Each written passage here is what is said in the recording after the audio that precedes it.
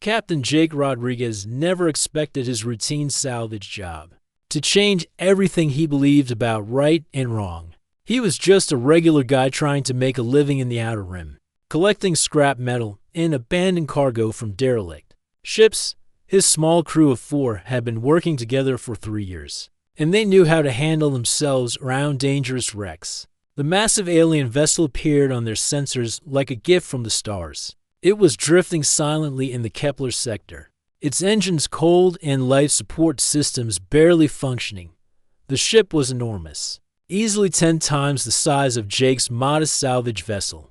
Most importantly, it wasn't sending out any distress signals or warnings to stay away. "Looks like we hit the jackpot, Captain," said Tommy, his young engineer, as he studied the scanner readings. "That thing's got to be worth millions in salvage rights alone." Jake's pilot, an experienced woman named Riley, wasn't so sure. "Something feels off about this one. Why would anyone abandon a ship that expensive? And look at these energy readings. Some systems are still running." Despite Riley's concerns, Jake made the decision to board the vessel. They needed the money, and abandoned ships didn't stay abandoned for long in this part of space. Other salvage crews would arrive soon, and whoever got there first had legal claim to whatever they found. The docking process took longer than usual. The alien ship's design was unlike anything they'd seen before. Smooth curves and organic-looking surfaces suggested it belonged to one of the more advanced species from the galactic core. These were the kinds of aliens who had technology humans could barely understand. Once inside, Jake's team split up to cover more ground. The ship's corridors were dimly lit, with emergency lighting casting strange shadows on the walls. The air was breathable, but had an odd sweet smell that made everyone slightly uncomfortable. Their boots echoed strangely in the empty hallways. Jake and Tommy headed toward what appeared to be the cargo holds, hoping to find valuable materials or technology they could sell. Meanwhile, Riley and their security specialist, Bruno, went to check the bridge for navigation data and ship records. The first few cargo bays were disappointing. Empty containers and worthless junk filled most of the space. Jake was beginning to think they'd wasted their time when Tommy called out from a side corridor, "Captain, you need to see this. There's a whole section down here I've never seen on any ship before." Jake followed Tommy down a narrow staircase that led to the lower levels. The lighting was even dimmer here, and the sweet smell grew stronger. The walls were lined with what looked like reinforced doors, each with a small window and electronic locks. "These look like holding cells," Tommy whispered, his voice filled with concern. Jake's heart sank as he realized what they'd found. This wasn't a cargo ship at all. It was something far worse. He approached the first door carefully and looked through the small window. Inside was a small, dimly lit room with basic life support and what appeared to be some kind of sleeping area. But it wasn't empty. A figure huddled in the corner, wrapped in a thin blanket. At first, Jake thought it might be human, but as his eyes adjusted to the darkness, he could see the being had unusual markings on their skin and slightly different proportions. They were clearly intelligent, clearly sentient, and clearly imprisoned. Jake moved to the next cell, then the next. Each one contained a different alien species, all in various states of distress. Some appeared to be sleeping, others sat staring at nothing, and a few seemed to have given up hope entirely. The sweet smell, Jake realized with growing horror, was some kind of sedative being pumped through the air system. "My God," Tommy breathed, looking into one of the cells.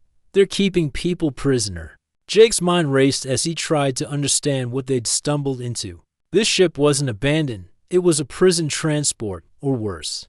The beings inside weren't cargo in any legal sense. They were captives. As Jake moved down the corridor, checking each cell, he came to one that was different from the others. The occupant wasn't huddled in a corner or staring blankly at the walls. Instead, she was standing near the door, watching him through the window with alert, intelligent eyes. She was humanoid in appearance, with pale blue skin marked by intricate silver patterns that seemed to shimmer in the dim light.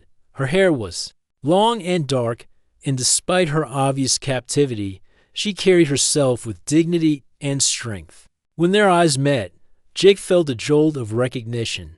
Not that he knew her personally, but he recognized something universal in her gaze. It was the look of someone who refused to give up, someone who was still fighting even in the darkest circumstances. The woman pressed her hand against the window and spoke. The words were in a language Jake didn't recognize, but the ship's universal. Translator, though working poorly, managed to convert some of it into understandable speech. Please, came the mechanical voice through the door's communication system. Help us. Take me home. Those simple words hit Jake like a physical blow. Here was a person, clearly intelligent and aware, begging for freedom. Whatever legal technicalities might exist about salvage rights and cargo, Jake knew in his heart that no law in the universe could make slavery right. Tommy looked at his captain with worried eyes. Jake, if we report this through official channels, you know what'll happen. The authorities will classify them as property and return them to whoever owns this ship. The paperwork alone will take months, and these people will suffer the whole time. Jake nodded grimly. He'd heard stories about how the galactic legal system handled cases like this. Technically, if these beings were considered property under the laws of their home systems, then legally they would be treated as cargo, not people. The bureaucracy would move slowly while real people suffered. But looking into the woman's eyes, Jake saw something that reminded him why he'd left his comfortable life on Earth. To work in the dangerous Outer Rim, he'd always believed that sometimes doing the right thing meant ignoring the rules. Riley's voice crackled through his communicator. Captain, we've got problems up here. This ship's not as dead as we thought. Some kind of automated system just activated, and we're picking up incoming signals from nearby space. Looks like company's coming. Jake realized they were running out of time to make a decision. Whatever choice he made now would affect not just his crew, but all the beings trapped in these cells. He could follow protocol, report the find, and walk away with a clear legal conscience. Or he could do what every fiber of his being told him was right. He looked at the woman in the cell one more time. She was still watching him, and somehow he could see in her expression that she understood the choice he was facing. She wasn't just asking for help. She was asking him to be the person he wanted to be, not just the person the law required him to be. Jake made his decision. Tommy, he said quietly, start working on these locks. We're getting everyone out of here. Tommy's eyes widened. Captain, are you sure? The legal implications alone could destroy us. And if this ship belongs to some criminal organization, they're not going to just let us walk away. Jake was already moving toward the control panel he'd spotted at the end of the corridor. Sometimes being human means doing what's right, even when it's not legal. These aren't cargo containers, Tommy. They're people, and people deserve to be free. As Jake began working on the cell controls, he could hear Riley's voice becoming more urgent over the communicator. The incoming ships were getting closer, and their options were running out. But for the first time in years, Jake felt completely certain he was doing the right thing. The woman in the cell was still watching him, and now there was something new in her expression, hope. Jake's hand shook as he worked on the cell door controls. The alien technology was more complex than anything he'd seen before, but desperation gave him focus. Behind him, Tommy was using his engineering tools to override the electronic locks. On the other cells, Captain, Riley's voice crackled through the comm with growing urgency. Those incoming ships just changed course. They're heading straight for us, and they're moving fast. We've got maybe 20 minutes before they arrive. Jake cursed under his breath. 20 minutes to free dozens of prisoners and get everyone safely aboard his ship. It seemed impossible, but he refused to give up now. The first lock clicked open with a soft hiss. Jake pulled the heavy door aside and stepped into the cell where the blue-skinned woman waited. Up close, he could see she was taller than he'd expected, and despite her captivity, she moved with the confidence of someone who knew how to handle herself. Thank you, she said in her own language, and this time the translator worked better. Her voice was clear and strong. My name is Zara. I was an engineer before they took me. Jake Rodriguez, he replied, offering his hand. We're going to get you out of here, but we need to move fast. Zara took his hand with a firm grip. "The others are weak from the sedatives, but I've been fighting the effects. I can help you understand the ship's systems." As Tommy freed more prisoners, Jake realized they had a bigger problem than just opening doors. Many of the captives could barely stand, let alone walk to the docking bay. Some were from species he didn't recognize, and he had no idea what kind of atmosphere or gravity they needed to survive. "Zara," Jake said, "do you know anything about the others? What they need to stay healthy?" She nodded quickly. "I've been here longest. The ship's life support adjusts automatically for different species, but once we leave, some of them won't survive in your ship's environment." Jake felt his heart sink. He'd been so focused on the moral choice of freeing them that he hadn't considered the practical problems of actually keeping them alive afterward. "There's another way," Zara continued, seeing his expression. "This ship has emergency life pods designed for different species. If we could reach the pod bay, everyone can escape safely." Before Jake could respond, the ship suddenly shuddered around them.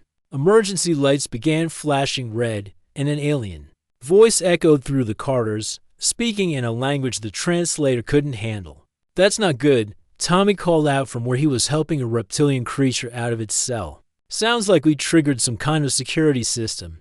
Zara's face went pale. The ship wasn't abandoned. It was in sleep mode, waiting for its owners to return. The security system just sent a signal to let them know we're here. Jake's mind raced. They'd walked into a trap without realizing it. The ship had been designed to look abandoned while actually being monitored remotely. Now whoever owned it knew exactly where they were and what they were doing. "How long do we have?" Jake asked. "Not long," Zara replied. "But I know this ship's layout. I helped maintain the systems before I became a prisoner. There's a faster route to the pod bay, but it goes through the ship's central core." Heavy metallic footsteps echoed from somewhere above them. Jake realized with growing alarm that the security system included more than just alarms. Something was moving through the ship, hunting for them. "Tommy, how many prisoners are free?" Jake called out. 15 so far. But Captain, some of them can't walk. We're going to need to carry them." Jake looked at their small group and the growing number of free captives. His crew of 4 couldn't possibly carry everyone, especially not while running from whatever security forces were now active on the ship. That's when Zara surprised him. "The stronger ones will help carry the weaker," she said firmly. "We don't leave anyone behind. That's what makes you humans different from the ones who owned us." Jake stared at her. "How do you know we're human?" "Your crew's reaction to finding us," she replied simply. "Most species would have seen profit or followed legal protocols. Only humans would risk everything for people they don't even know." The compliment hit Jake harder than he expected, but there was no time to dwell on it. The metallic footsteps were getting closer, and Riley's voice came through the comm again. "Captain, those incoming ships are moving even faster now, and I'm reading some kind of automated systems coming online throughout the derelict. Whatever you did down there, you've woken something up." Jake made a quick decision. "Riley, start our engines and prepare for emergency departure. Bruno, get to the docking bay and make sure our ship is ready to disconnect fast." He turned to Zara and the growing group of freed prisoners. "You said you know a faster route to the life pods." She nodded. "Follow me, but stay quiet." The security drones hunt by sound and movement. As they began moving through the ship's corridors, Jake realized how much he was depending on Zara's knowledge. She led them through maintenance passages and service tunnels he never would have found on his own. Her experience as an engineer on this type of ship was saving all their lives. The group moved slowly, with the stronger prisoners helping support those who were still weak from the sedatives. Jake found himself impressed by how quickly they organized themselves, working together despite being from completely different species and having no common language, except the ship's failing translator. They were halfway to the pod bay when the first security drone found them. It appeared around a corner like a metallic spider, about the size of a large dog, with multiple sensors and what looked like stun weapons mounted on its back. It immediately focused on Jake and let out a high-pitched alarm sound. "Run," Zara shouted. The group scattered, but Jake realized they could couldn't outrun the drone while carrying the weakened prisoners? Without thinking, he grabbed a piece of metal debris from the quarter floor and charged the machine. The drone's stun weapon fired, but Jake rolled to the side and brought the metal bar down on its sensor cluster. Sparks flew, and the machine's alarm cut off as it crashed to the ground. "This way," Zara called, leading them down another corridor. But Jake could hear more drones coming. The sound of metal legs on floor plates echoed from multiple directions. The security system was converging on their location. "How much further?" he asked Zara as they ran. "2 more corridors," she replied, but her voice was tight with worry. They reached the pod bay just as Riley's voice crackled through the comm. "With the worst possible news, Captain, the incoming ships just dropped out of hyperspace. They're big, they're armed, and they're demanding we surrender immediately. We need to go now." Jake looked around the pod bay. There were dozens of life pods, each designed for different species, just as Zara had promised. But launching them would take time, and the free prisoners were already climbing into the pods that matched their biological needs. "Zara," Jake said, "go with your people, take one of the pods, and get to safety." She turned to him with fierce determination. "No, you came back for us when you could have left. Now I'm staying to make sure you get out safely too." Jake wanted to argue, but there was no time. The sound of approaching drones was getting louder, and through the pod bay's windows, he could see the attacking ships moving closer to their position. "Fine," he said, "but we do this together. No one gets left behind." Zara smiled for the first time since he met her. "Now you're starting to understand what it really means to be human." As the last of the prisoners sealed themselves into their life pods, Jake realized this was just the beginning of something much bigger than a simple rescue mission. But looking at Zara's determined face, he knew they were going to face whatever came next as a team. 3 weeks after the rescue, Jake's life had changed completely. His face was on wanted posters across 5 star systems, and every bounty hunter in the galaxy seemed to know his name. The official charges read theft of valuable cargo, but Jake knew the truth. He freed people, not stolen property. His small salvage ship, the Lucky Break, was now home to 12 of the freed prisoners who had nowhere else to go. The ship's cargo hold had been converted into living quarters, and despite the cramped conditions, nobody complained. They were free, and that made all the difference. Zara had become his unofficial second-in-command. Her engineering skills kept their aging ship running, and her knowledge of galactic politics helped them avoid the worst trouble spots. But more than that, she'd become someone Jake trusted completely. "Captain." Tommy called from the navigation station. "We're getting reports from the underground network again. 3 more prison ships have been spotted in the Vega sector." Jake rubbed his tired eyes. The underground network was a loose collection of smugglers, rebels, and sympathetic aliens who shared information about trafficking operations. Since word of the rescue had spread, they'd been feeding Jake intelligence about other ships like the one they'd raided. "How many prisoners?" Jake asked. "At least 50 on each ship," Zara replied, looking up from the communication console. "But Jake, we can't save them all. Our ship is already overcrowded, and we're running low on supplies." Jake knew she was right, but the thought of leaving people in those floating prisons made his stomach turn. Every night, he dreamed about the faces he'd seen in those cells. How many more were out there, waiting for someone to care enough to help them? Riley entered the bridge with a worried expression. "Captain, we've got bigger problems. I just intercepted a transmission from the Galactic Trade Authority. They've authorized private security forces to hunt us down. The bounty on our heads just doubled." Jake felt a chill run down his spine. Private security forces were basically legalized mercenaries. They had better ships, better weapons, and no rules about how they captured their targets. "There's more," Riley continued. "The transmission mentioned something about recovering stolen property. They're not just after us. They want the people we rescued too." Zara's face darkened. "They're going to put us back in those cells. Not if I have anything to say about it," Jake replied firmly.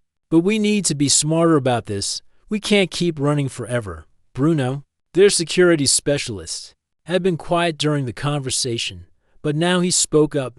"Captain, I've been thinking about our options.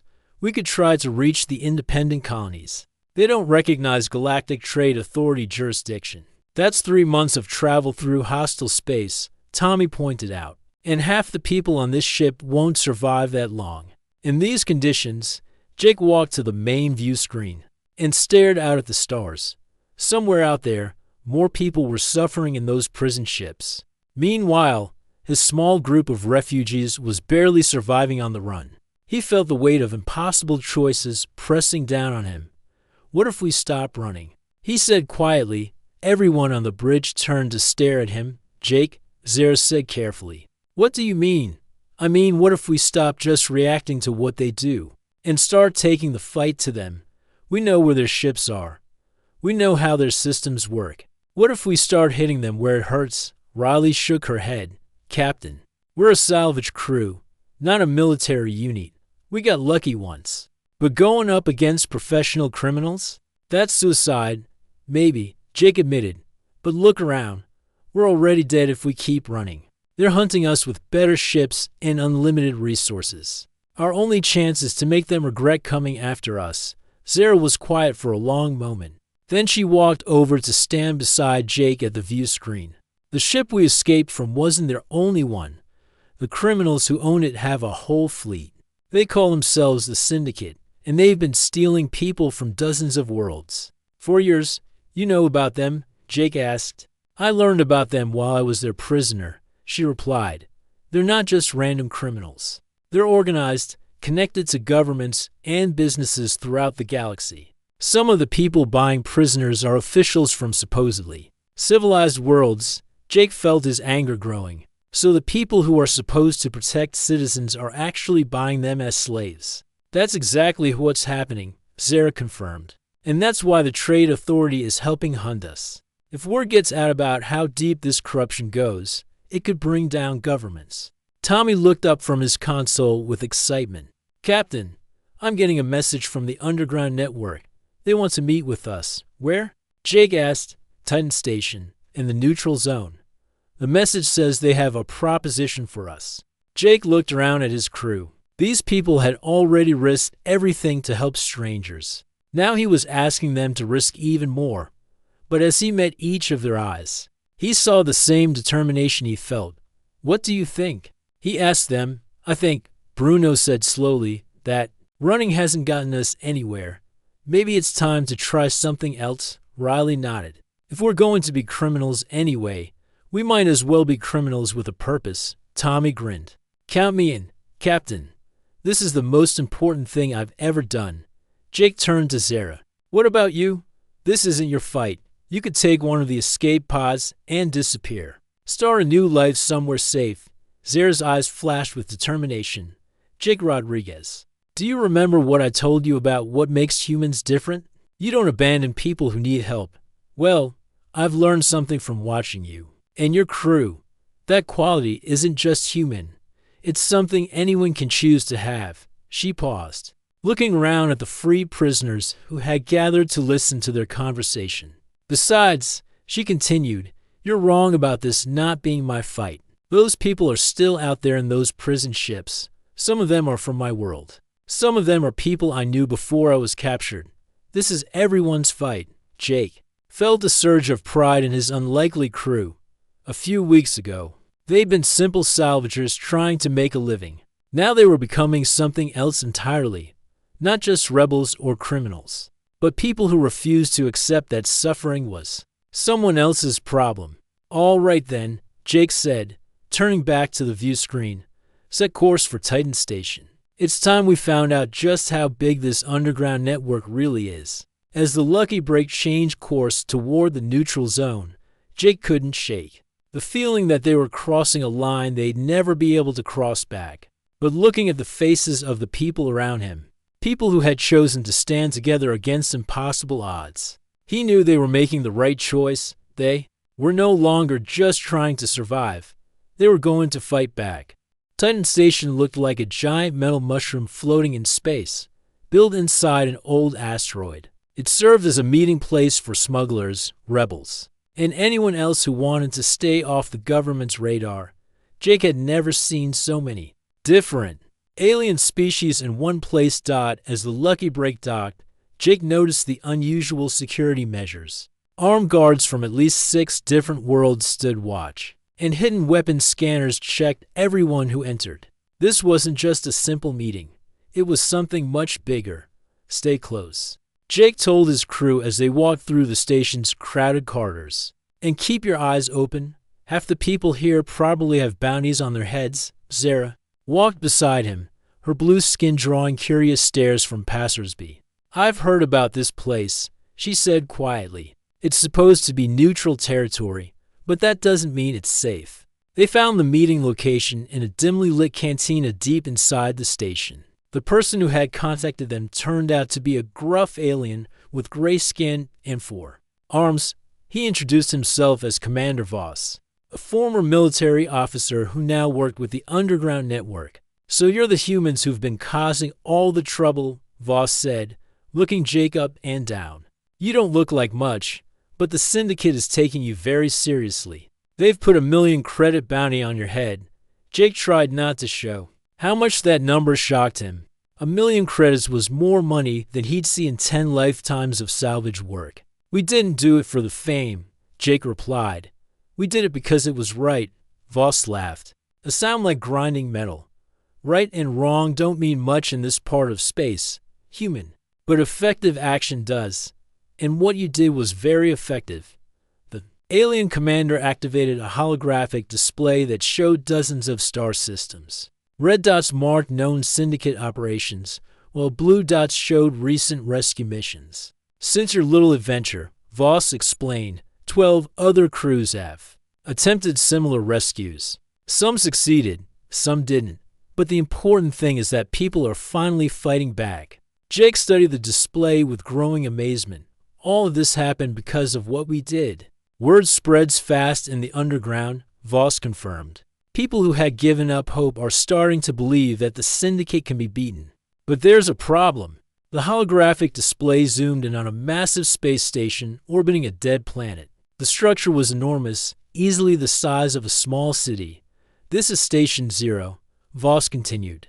It's the Syndicate's main processing center. Every prisoner they capture gets brought here before being sold to buyers throughout the galaxy. Zara stepped closer to the display, her face pale. How many people are imprisoned there?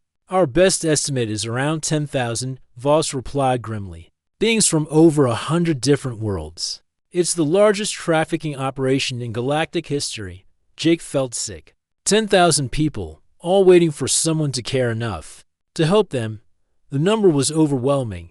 Why are you telling us this? He asked. Voss turned off the display and looked directly at Jake. Because we think you might be crazy enough to try rescuing them. That's insane. Riley said immediately. We barely escaped from one ship with a few dozen prisoners. How could we possibly take on a station with 10,000? You couldn't. Voss agreed. But you wouldn't be alone. The underground network has been planning an operation like this for years.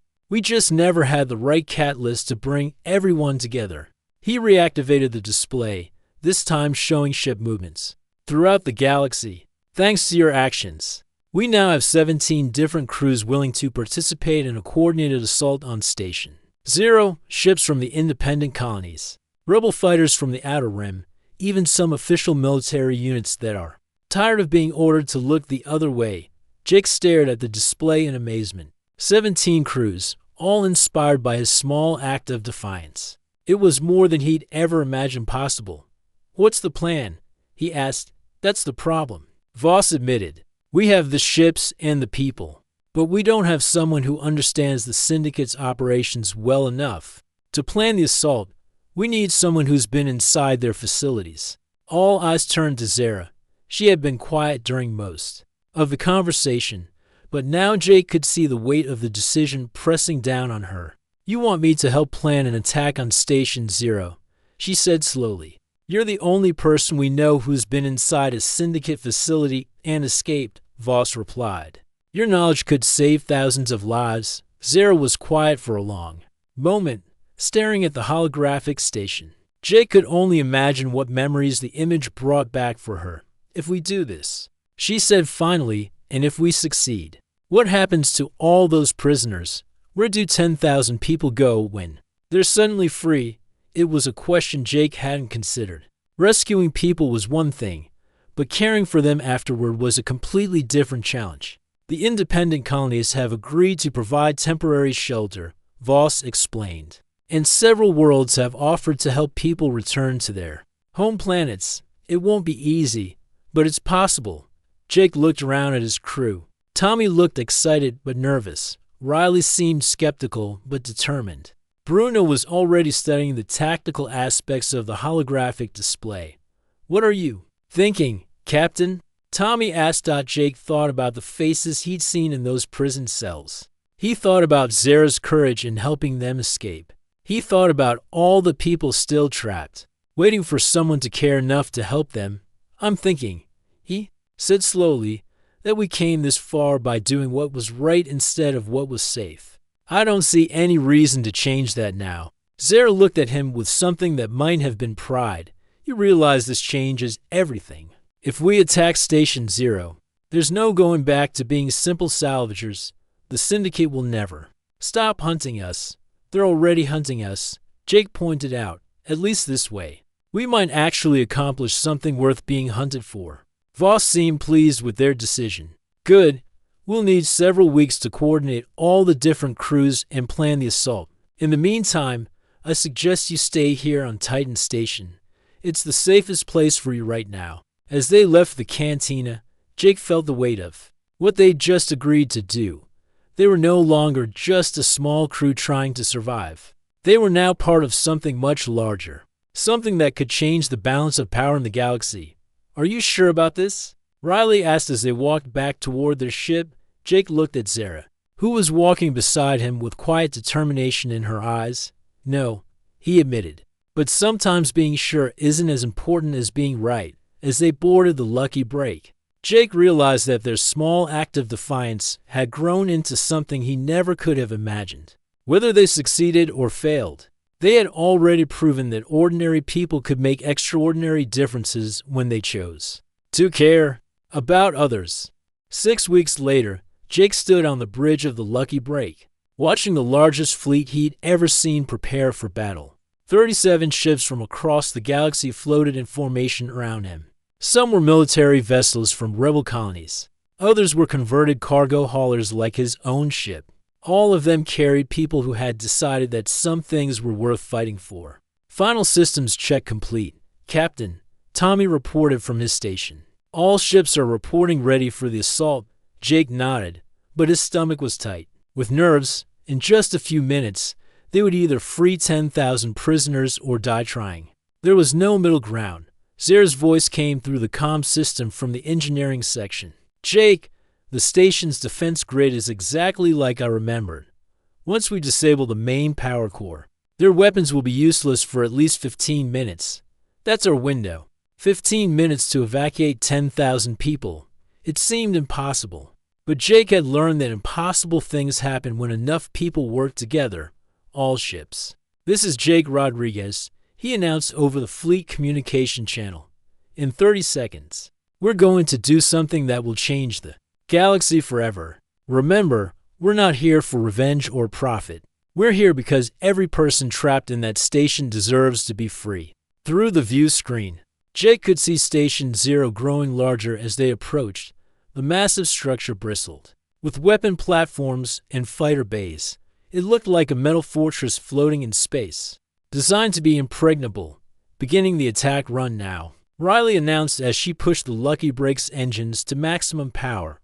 The first wave of ships hit the station's outer defenses like a hammer. Laser fire lit up space as the defensive weapons opened fire on the approaching fleet. Two rebel fighters were destroyed immediately, but the rest pushed through. Jake watched as Commander Voss's ship, a converted mining vessel, rammed directly into one of the station's weapon platforms.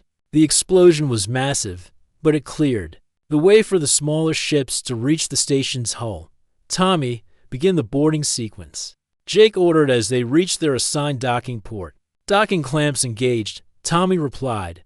"We're locked on." The Lucky Break shuddered as cutting tools began slicing through the station's hull. Within minutes, they had created an opening large enough for the boarding teams to enter. Jake led his crew into the station's corridors, following the maps Zara had helped create. The layout was exactly as she had described, with prisoner-holding areas scattered throughout the massive structure. The first group of cells they reached contained beings from at least 12 different worlds. Most were weak from poor treatment, but their eyes lit up with hope when they saw the rescue teams. Stay calm, Jake told them through his translator. We're here to get you out, but we need to move quickly. As his team began freeing prisoners, Jake could hear similar operations happening throughout the station. The comm channels were filled with reports of successful cell breaches and rescued captives. But not everything was going according to plan. Captain Bruno's voice crackled through the comm. We've got Syndicate security forces moving to block the main evacuation routes. They're trying to trap us inside the station. Jake felt a chill of fear. If the Syndicate managed to seal off the escape routes, the entire rescue fleet would be trapped. Thousands of people would die, including all the prisoners they'd come to save. Zara, how long until you can shut down the power core? He asked. I'm almost there, she replied, her voice strained with effort. But Jake, there's something you need to know. Shutting down the power will also disable the life support systems. We'll have maybe 20 minutes of air left after that. 20 minutes to evacuate 10,000 people. Jake realized with growing horror that they might have to choose between saving some prisoners and losing others. That's when the unexpected happened. Captain Rodriguez. Came a voice he didn't recognize over the comm. This is Captain Chen of the Galactic Defense Force ship Integrity. We're here to help. Jake stared at his communication display in amazement. The Galactic Defense Force was the official military arm of the galaxy's government. They were supposed to be hunting him, not helping him. Captain Chen, Jake replied carefully. Are you sure you know who you're talking to? We know exactly who you are, Chen replied, and we know what you're doing here. Some of us have been waiting a long time for someone to have the courage to do what's right. Through the view screen, Jake could see 3 massive military ships approaching the station. They were firing on the Syndicate's defensive positions, clearing the way for more rescue ships to dock. The evidence you've been gathering about government corruption reached the right people. Chen continued. We have official authorization to shut down this operation and arrest everyone involved. Jake felt a surge of hope unlike anything he'd experienced. They weren't alone anymore. The galaxy's legitimate authorities were finally taking action. Power core is down, Zara announced over the comm. All station weapons are offline, but we're on limited life support now. With the military ships providing cover, the evacuation proceeded faster than Jake had dared hope. Rescue teams worked throughout the station, guiding free prisoners to the waiting ships. The diversity of species was amazing. Beings from worlds Jake had never heard of, all finally heading home. As Jake helped an elderly alien woman into one of the evacuation ships, she grabbed his hand and said something in her own language. The translator rendered it simply as thank you for remembering we exist. Those words hit Jake harder than any praise he'd ever received. That's what this had all been about, remembering that every intelligent being deserved to be treated with dignity and respect. The evacuation took 6 hours, but they got everyone out. 10,000 people, free from the largest trafficking operation in galactic history. As the last rescue ship departed Station Zero, Jake felt a mixture of exhaustion and satisfaction. Captain, Zara said, joining him on the bridge as they watched the empty station drifting in space. What do we do now? Jake thought about the question. They'd accomplished something incredible. But he knew the fight wasn't over. There would always be people who needed help, and there would always be those willing to exploit the vulnerable. Now, he said, we go home, and then we figure out what other impossible things we can make possible. 3 months later, Jake stood on the rebuilt surface of Ketha Prime, Zara's homeworld. The planet was slowly recovering from the devastation the Syndicate had caused. But the people were free, and that made all the difference, Zara said, standing beside him as they watched the sunset. When I asked you to take me home that first day, I thought I meant this place. And now, Jake asked. She smiled. The same smile that had given him hope in those dark corridors. Now I realize that home isn't a place. It's the people who choose to stand together when it matters. Most, Jake nodded, understanding completely. His small salvage crew had become a family that included beings from dozens of worlds. They'd proven that ordinary people could accomplish extraordinary things when they chose to care about others. As they watched the stars appear in the darkening sky, Jake knew their story was just beginning. Somewhere out there, other people needed help, and he was ready to answer their call. After all, that's what it meant to be human.